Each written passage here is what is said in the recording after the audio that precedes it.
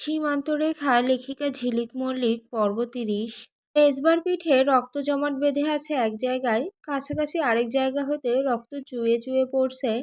আকশা কাঁদছে, কান্নারত চাহনিতে তাকিয়ে আছে মেজবার দিকে, অথচ ওর কোনো অভিব্যক্তি নেই, যেন কিছুই হয়নি। দিব্যি হেলান দিয়ে বসে আছে সোফায়। আকশা এবার ওর কাছ ঘেঁষে অস্থির হয়ে প্রশ্ন করল, কিভাবে হয়েছে এসব? দেখে মনে হচ্ছে ছুরিতে টান দিয়েছে কেউ। পিঠে এই আঘাত পেয়েছেন কিভাবে? বলুন আমাকে। মেজবা উঠে দাঁড়ালো তৎক্ষণাৎ, কঠিন মুখ করে বলল, তোমার জানার প্রয়োজনীয়তা নেই। বলেই সামনের দিকে পা বাড়ালো। তৎক্ষণাৎ পেছন থেকে হাত টেনে ধরল আকশা। মেজবা পেছনে ঘুরে সরু চোখে তাকাতেই ও শক্ত গলায় দৃঢ় আত্মবিশ্বাসের সহিত বলল, আছে, আমার জানার প্রয়োজনীয়তা আছে। আমি আপনার স্ত্রী, আমাকে আপনার ভালো মন্দ সব কিছু সম্পর্কে জানতে হবে। স্ত্রী? হুম। জি। তাহলে বেডরুমে আসো। আকশা চমকে ওঠে, এই লোক ওকে বেডরুমে ডাকছে। মেজবা ইফতেখার মাথা ঠিক আছে তো তার? অ্যাকচুয়ালি আজ এক মামার বাসায় গিয়েছিলাম। আমাদের এখানেই তার বাসা। এই তো শহর থেকে মিনিট ২০-২৫-এর ডিস্টেন্স। মামার বাসা থেকে বের হতে লেট হলো। বাইক নিয়ে গিয়েছিলাম, সেখান থেকে বের হয়ে মেইন রোডের আগের রোডে রাইড করছিলাম। তখন হঠাৎ দেখি সামনে একটা বাইক দাঁড়িয়ে আছে। রাস্তার মাঝখানে ওভাবে বাইক দাঁড়িয়ে থাকতে দেখে এগিয়ে গেলাম। বাইকের সামনে রাস্তায় এক মহিলা বসেছিল আর একজন লোক। লোকটা মাটিতে অজ্ঞান হয়ে পড়েছিল। মহিলার কাছ থেকে জানতে পারলাম, মাত্র একটা বাইকে করে একজন ছিনতাইকারী এসে অস্ত্রের মুখে ভয় দেখিয়ে তাদের ব্যাগ ছিনতাই করে নিয়ে গেছে আর যাওয়ার আগে স্প্রে ছিটিয়ে গেছে। যদিও মহিলার নাকে স্প্রে লাগেনি, সৌভাগ্যবশত তার স্বামীর নাকে মুখে যেতেই তিনি সেন্সলেস হয়ে গিয়েছেন। মহিলার কাছ থেকে ডিটেলস শুনে তখনই বাইকের স্পিড বাড়িয়ে দিলাম। মেইন রোডে উঠে কিছু দূর এগোতেই দেখি বর্ণনা অনুযায়ী সেই ছিনতাইকারী বাইকের স্পিড আরও বাড়িয়ে দিয়ে তার সামনে গিয়ে বাইক থামাতেই ছেলেটাও বাইক থামিয়ে নেমে আসলো।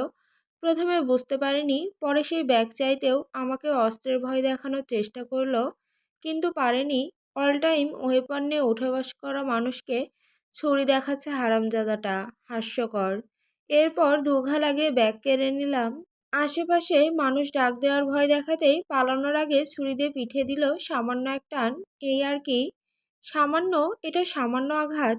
আকশা এতক্ষণ মনোযোগ সহকারে মেজবার মুখ থেকে পিঠে আঘাত লাগার পেছনের কাহিনী শুনছিল আর ওর পিঠের ক্ষতস্থানে ড্রেসিং করছিল। মেজবা মূলত ওকে বেডরুমে ডেকেছেই ড্রেসিং করিয়ে দেওয়ার জন্য। মেজবা যখন ওকে বলেছিল বেডরুমে আসো, তখন আকশা এক মুহূর্তের জন্য বোকার মতো ভেবেই নিয়েছিল এবার বুঝি মেজবার মন গলেছে ওর জন্য। কিন্তু দুঃখের বিষয় হলো সেসব কিছুই নয়। মেজবা ওকে ঘরে নিয়ে এসে বলেছে, বললে না তুমি আমার স্ত্রী, স্ত্রী যখন তাহলে নিজের দায়িত্ব পালন করো। তোমার স্বামীর কাটা খায়ে নুনের ছিটা, উপস সরি, ড্রেসিং করিয়ে দাও। তারপর আর কি, আকশা বসেছে ড্রেসিং করতে। এর মধ্যে ঘটনা যা শোনা দরকার সেটা শোনা হয়ে গেছে। আকশা অতি সন্তর্পণে সফেদ কাপড়ের টুকরো দ্বারা ধীর হাতে মেজবার পিঠ হতে রক্ত মুছতে ব্যস্ত হলো। মেজবা দাঁতে দাঁত চেপে সহ্য করছে। রক্ত মাংসে গড়া মানুষের শরীর, যতই ডিফেন্স পার্সন হোক, প্যারা কমান্ডো ট্রেনিংপ্রাপ্ত অফিসার হোক, ব্যথা সামান্য হলেও পড়বে বই কি। আকশা বড্ড বেশি চিন্তিত। দুশ্চিন্তা হওয়ারই তাই স্বাভাবিক। লোকটা আঘাত হয়েছে, যন্ত্রণা পাচ্ছে, মুখে না বললেও বুঝতে পারছে আকশা। সহ্য হচ্ছে না ওর, চোখ হতে অবাধে অশ্রুকণা গড়িয়ে পড়ছে। মেজবা একটু নড়ে চড়ে উঠতেই ও উদ্বিগ্ন হয়ে বলল, নড়বেন না, ব্যথা বেড়ে যাবে আরও। উফ, কিভাবে যে এই ব্যথা কমবে মাথাতেই আসছে না। কমতে পারে একটা উপায়ে। উল্টো হয়ে শুয়ে থাকা মেজবার আড়ালকৃত মুখ থেকে হালকা স্বরে বলা কথাটা শোনা গেল। আকশা তৎক্ষণাৎ চঞ্চল হয়ে প্রশ্ন করে, কিভাবে কিভাবে সারবে বলুন আমাকে। চুমুতে, তোমার চুমুতে সারবে। মেজবা থামে মুহূর্তেই ব্যবধানে পুনরায় গভীর স্বরে প্রশ্ন করে, will you give a kiss on the injured spot please, just one kiss. চুমুতে কি হয় মেজবা, ব্যথা সারে? এ কথা আমাকে বিশ্বাস করতে বলছেন? আকশার প্রশ্নের জবাবে মেজবা ফিসেল হেসে প্রত্যুত্তর করে, তোমাকে ব্যথা দিয়ে তারপর চুমু খেয়ে দেখালে বিশ্বাস করবে? জবাব শুনে আকশার ভ্রুকুটি কুঞ্চিত হয়। সরাসরি মেজবার সম্পূর্ণ চেহারা ধীরে সুস্থে অবলোকন করে। লোকটা যন্ত্রণায় ঠিকমতো নিঃশ্বাস অবধি নিতে পারছে না, শ্বাস টানতে কষ্ট হচ্ছে। তবুও তার বাজে কথা বন্ধ হবে না। আকশা মেজবার পিঠে আলতোভাবে হাত রেখে বলে, আপনি প্লিজ নড়াচড়া করবেন না, এতে ব্যথা বাড়তে পারে। বাড়ুক, যা হওয়ার হোক, আই ডোন্ট কেয়ার। কেন? ব্যথা বাড়লে তো আপনারই কষ্ট হবে। আকশা উদ্বিগ্ন হয়ে বলে। বুকের ভেতর অস্থিরতার অশান্ত ঝড় বয়ে যেতে থাকে। মেজবার আর একটা শব্দ উচ্চারণ করল না, কঠিন মুখ করে শুয়ে রইল। আকশা যেন অলৌকিকভাবে বুঝে যায় মেজবা কি চাইছে এই মুহূর্তে। হঠাৎও বেডসাইড ল্যাম্প নিভিয়ে দেয়। এরপর শাড়ির আঁচল কাঁধে তুলে নিয়ে উবু হলো। নিচু হয়ে মেজবার পিঠে ধীরে সুস্থে ঠোঁট ছোঁয়ালো।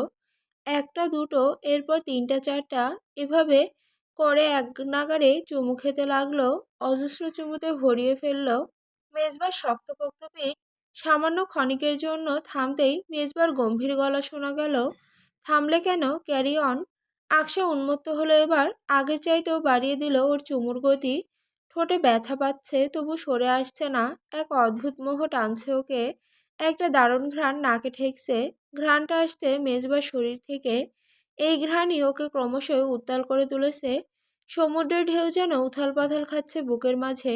আকশা মেজবার পিঠের কেটে যাওয়া স্থানে চুমু খেতে খেতে হঠাৎ কেঁদে ফেলে।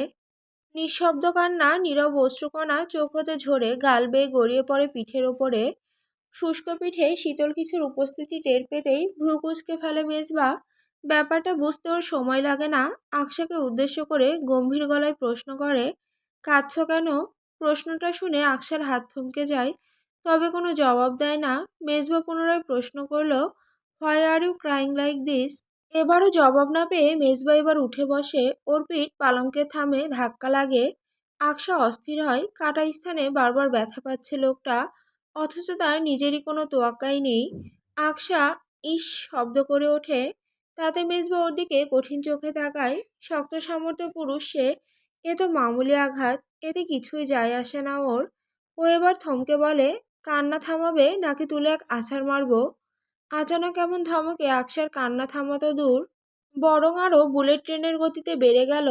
এতক্ষণ নীরবে কান্না করলেও এবার মরা কান্না শুরু করলো ও। মেজবার বিরক্তি বাড়ল। ও দাঁতে দাঁত চেপে সহ্য করতে লাগলো। শেষমেশ না পেরে একটানে আকশাকে নিজের বুকের ওপর এনে ফেললো। ওকে আষ্টে পিষ্টে জড়িয়ে ধরে কড়া সুরে বলল, চুপ, কাঁদবে না। এতে কাজ হলো না, কান্নার বেগ আরও বেড়ে গেল। মেজবা এবার না হেসে পারল না। ঠোঁটের কোণে সেই সন্মোহনী হাসি ফুটিয়ে তুলে আকশাকে বলল, তুমি কি গ্রামের মামি চাচি? এমন মুহূর্তেই প্রশ্ন শুনে কিছু সময়ের জন্য আকশার কান্না থেমে গেল।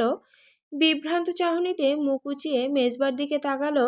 মেজবা ঠোঁট চেপে কোনো রকমে হাসি আটকিয়ে বলল, গ্রামের মামি চাচিরা কোথাও সামান্য কিছু হলেই এমন মরা কান্না শুরু করে দেয়। তুমিও শুরু করেছো, তাই ভাবলাম। যাই হোক, সুন্দর হচ্ছে, কন্টিনিউ প্লিজ। মেজবা আকশার কাছ থেকে সরে গিয়ে ওকে মুখোমুখি করে বসে। ভাবখানে এমন যেন আকশা এখানে কোনো রম্য নাটক বা মঞ্চনাটক করছে, আর মেজবা সেই নাটকের এক এবং একমাত্র একাগ্রচিত্র দর্শক। ওর মুখের অমন দশা দেখে মেজবা বলল, এমন স্যাড হচ্ছ যেন তোমার স্বামী মরে গেছে। কথাটা বলা মাত্র আকশা এবার ডুকরে কেঁদে উঠতেই মেজবা ওকে বুকের মাঝে জড়িয়ে ধরে মাথায় হাত বুলিয়ে দিয়ে নরম গলায় বলল, কাঁদে না সোনা, কান্না থামাও প্লিজ। আকশার কান্নার সুর কমে আসে ধীরে ধীরে। ও মেজবার বুকে আলতোভাবে কয়েকটা কিল ঘুষি মেরে বলে, এমন কথা আর কখনো বলবেন না। আচ্ছা, বলবো না। আকশাকে শান্ত করার চেষ্টা করে মেজবা। আকশা ওর গলা জড়িয়ে ধরে রাখে শক্ত করে, যেন ছেড়ে দিলেই হারিয়ে ফেলবে ওকে। বিড়বিড় করে বলে, প্লিজ একটু সাবধানে চলাফেরা করবেন আপনি। দরকার নেই এত মানুষের উপকার করার। অন্যের উপকার করতে যেয়ে নিজের কত বড় ক্ষতি করে এসেছেন দেখছেন। যে যা করে করুক, আপনি ওসব দেখতে যাবেন না। আচ্ছা, দেখব না ওসব, তবে অন্য কিছু দেখব। কি? কি দেখবেন? তোমাকে? আমাকে? কিন্তু কেন? বোকার নাই প্রশ্নটা করে থমকালো আকশা। ঠোঁট কেঁপে উঠল। ওর কম্পনমানরত ঠোঁটের দিকে আপাতত নজর মেজবার। আকশা বলার চেষ্টা করে, আমাকে দেখার বাক্য সম্পন্ন করার আগেই ঠোঁটবন্দি হলো। আকশা ভিমড়ি খেলো যেন। মেজবার পিঠে হাত রেখে জোরে খামচে ধরতেই ঠোঁট সরিয়ে নিয়ে মেজবা বলল, উফ, আঘাতে ব্যথা দিয়ে যন্ত্রণা বাড়ানোর পরিকল্পনা করলে নাকি? আকশা লজ্জা পেয়ে হাত সরিয়ে আনে, মুখ নুইয়ে রাখে। মেজবার চোখে চোখ রেখে এক মুহূর্তের জন্য তাকাতে পারে না। হঠাৎ একটা শব্দ কানে ভেসে আসে। অবশ্য ব্যথা জায়গায় ব্যথা দেওয়ার স্বভাব থাকে কিছু মানুষের। অদ্ভুত কথাটা শোনার সাথে সাথে চমকে মুখ তুলে তাকায় ও। মেজবার চোখে চোখ পড়তেই ও ফিসেল হেসে বলে, তোমাকে বলিনি, জাস্ট এমনিই বললাম। কেমন যেন ঠেকলো আকসার, গা শিরশির করে উঠল। মেজবা কিছু সময় ফোন ঘাটাঘাটি করতে ব্যস্ত হলো।